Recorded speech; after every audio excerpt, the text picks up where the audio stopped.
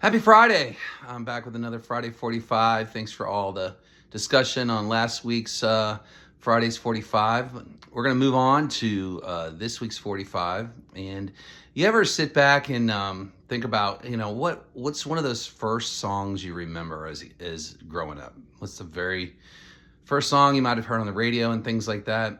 Well, after some discussion with my wife, and I've come to the conclusion, I think one of my earliest memories is a song by Glenn Campbell, and it is Rhinestone Cowboy. And that's the 45 we're going to talk a little bit about today. The song was not actually written by him. It was written by a guy named Larry Weiss, I believe. I don't know exactly how to pronounce his name, but it was written in 1974.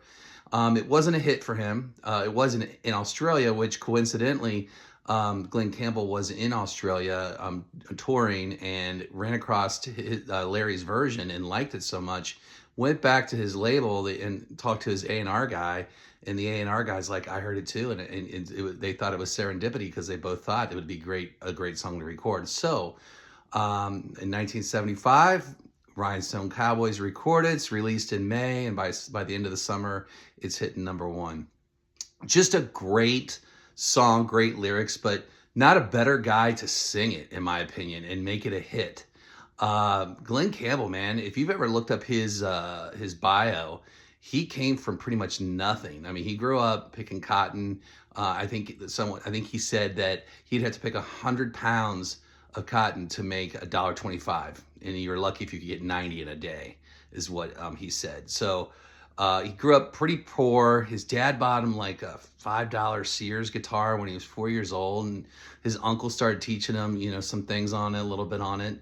Throughout the years, he goes to Texas, and then he gets older. In the 50s, he's singing in honky tonks with his guitar, and it leads him actually to L.A. And he gets a job with writing, and he does singing demos, and the next thing you know, he's playing guitar for the Wrecking Crew. And boy, did he play guitar for the Wrecking Crew, let me tell you. 586, I know by 1963 he was on over 586 different songs and versions and things like that of artist work. We're talking Frank Sinatra, we're talking all the Rat Pack, we're talking the Monkees, and we're talking the Beach Boys. Yeah, he actually helped with Pet Sounds, and actually when Brian Wilson decided he didn't want to go on tour with the Beach Boys, who replaced him in 64 and 65? Glenn Campbell. So Glenn Campbell, man, what a successful guy. And here's what's crazy about it. He didn't even know how to read music. So this guy's doing this stuff from just memory and sounds. Just amazing. So he definitely, when this song came along, he hit it out of the park. And he's got other great songs, Gentle on My Mind. Love those songs, but this one, solid, hit it out of the park. When we're talking about rhinestones a little bit, I dug into that a little bit, and there's a guy named Nudie Cohn. If you don't know much about Nudie Cohn, I wondered, where did the whole rhinestone idea come from to put on these cowboy suits and things like that? Well, Nudie Cohn popularized it, and it's been going on for hundreds of years in different cultures. Nudie Cohn came from the Ukraine, and he came over and brought his talent as a tailor, and he ends up in Hollywood. And smart enough, he starts getting these customers come in who are country western singers, and buying you looking to buy some rhinestone suits and other costumes, and he gives Porter Wagner his suit. He gives it to him. He says, he's smart enough to know Porter Wagner's going to put his name out. He's on television. He's going to be putting his name out, and then that's exactly what happened.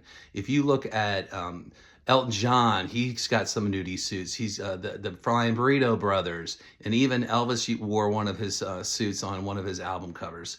So Nudie Cohn is definitely, when you think of rhinestones, you better think of him, because he tons of people have worn his suits. And I think they did an interview with, or they looked into Porter Wagner's collection. He had 52 nudie suits from Nudie Cohn.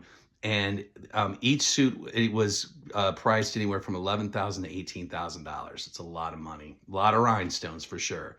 But I just wanted to reach out to you guys this week and just go with a simple one. Rhinestone Cowboy. What memory comes back when you hear this song? I know my first memory is in the back of the car, hearing it on the radio and singing that chorus.